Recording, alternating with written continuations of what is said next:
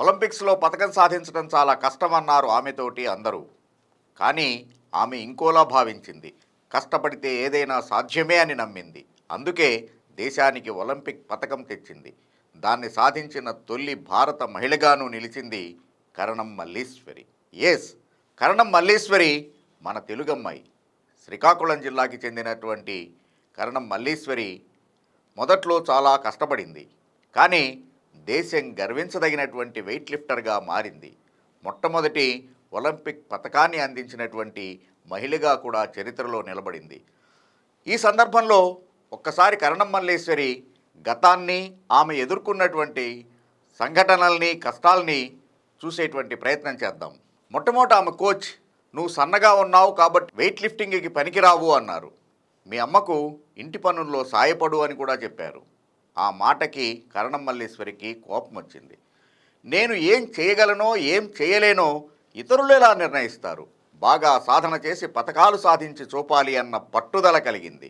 Coach ఎవరూ లేరు. అయినా కానీ ఇతరులను చూసే 12 ఏళ్ల వయసులోనే నేర్చుకుంది. పాతకాలపు పరికరాలతోనే మట్టిలోనే సాధన చేసింది మల్లీశ్వరి.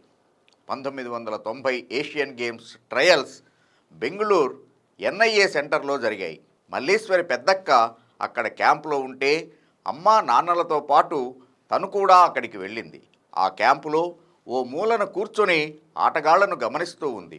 ఉదయం 8 గంటలకి వచ్చినటువంటి మల్లీశ్వరి రాత్రి 9 అయినా భోజనానికి కూడా వెళ్లకుండా అలాగే చూస్తూ కూర్చుంది. అదంతా ఫారెన్ ఎక్స్పోర్ట్గా చేస్తున్నటువంటి రష్యన్ కోచ్ నడీ రెబకోన్ గమనించారు.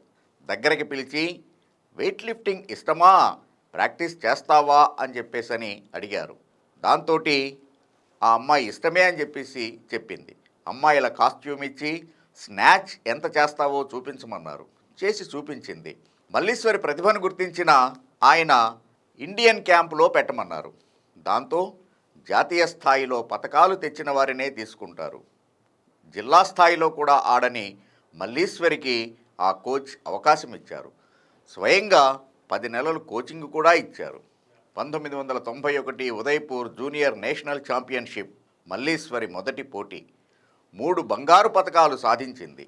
ఆపై 1992, 93 వరల్డ్ ఛాంపియన్షిప్లో వెండి, కాంస్య పతకాలు కూడా గెలిచింది. 1994లో అయితే ఏకంగా వరల్డ్ ఛాంపియన్ అయ్యింది. అప్పటికి అందరిలో కూడా మన అమ్మాయిలు బంగారు పతకం తీసుకురాలేరు అనే అభిప్రాయం ఉండేది. టర్కీలో జరిగిన పోటీల్లో ప్రత్యర్థి అమ్మాయి డ్రగ్స్ తీసుకోవటంతో మల్లీశ్వరికి గోల్డ్ మెడల్ వచ్చింది. కానీ అందరూ కూడా ఆ పతకాన్ని తక్కువ చేసి చూపుతూ, నీ ప్రత్యర్థి డ్రగ్స్ తీసుకోవటం వల్లే నీకు బంగారు పతకం వచ్చింది అని చెప్పేసని అనేవారు. నా కష్టంతో కాకుండా అదృష్టంతో వచ్చింది అని అందరూ అంటూ ఉంటే చాలా బాధేసింది అని మల్లీశ్వరి ఒక సందర్భంలో తెలియచేసింది. ఆ అభిప్రాయం మార్చాలని ఏడాది పాటు బాగా సాధన చేసి చైనాలో ఆ దేశం అమ్మాయినే ఓడించి బంగారు పతకం అందుకుంది. అది మల్లీశ్వరి ప్రతిభ.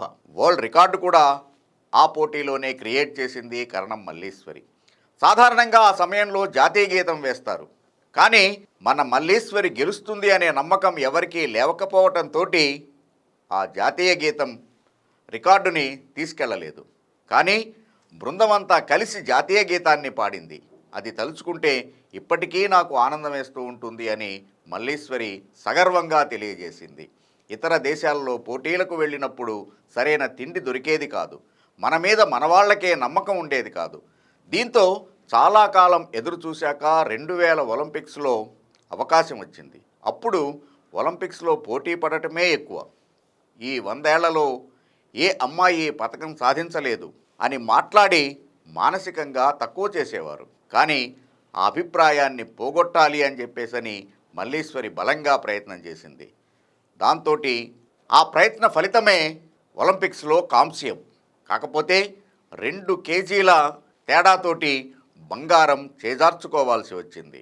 అప్పటితో పోలిస్తే ఇప్పటి సదుపాయాలు చాలా ఎక్కువని, మా టైంలో ఒకరోజు ముందు వెళ్ళి ఆడి తరువాతి రోజు వచ్చేయమనేవారని, కానీ ఇప్పుడు విదేశాల్లో ఉండి మరీ శిక్షణ ఇప్పిస్తున్నారు.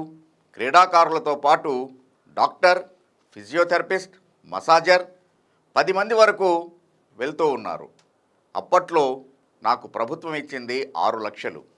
కానీ ఇప్పుడు కోట్లు ప్రభుత్వం వెచ్చిస్తోంది అని చెప్పేసని మల్లీశ్వరి చెప్పారు. సో మల్లీశ్వరిని స్ఫూర్తిగా తీసుకొని ఒక మీరాబాయి చాను, ఒక మేరీ కోమ్, మన నిఖిత్ జరీన్ లాంటి, ఈవెన్ పివి సింధు, సైనా నెహ్వాల్ లాంటి వాళ్ళు ఎందరో మహిళలు ఒలింపిక్స్లో పోటీ పడుతూ ఉన్నారు.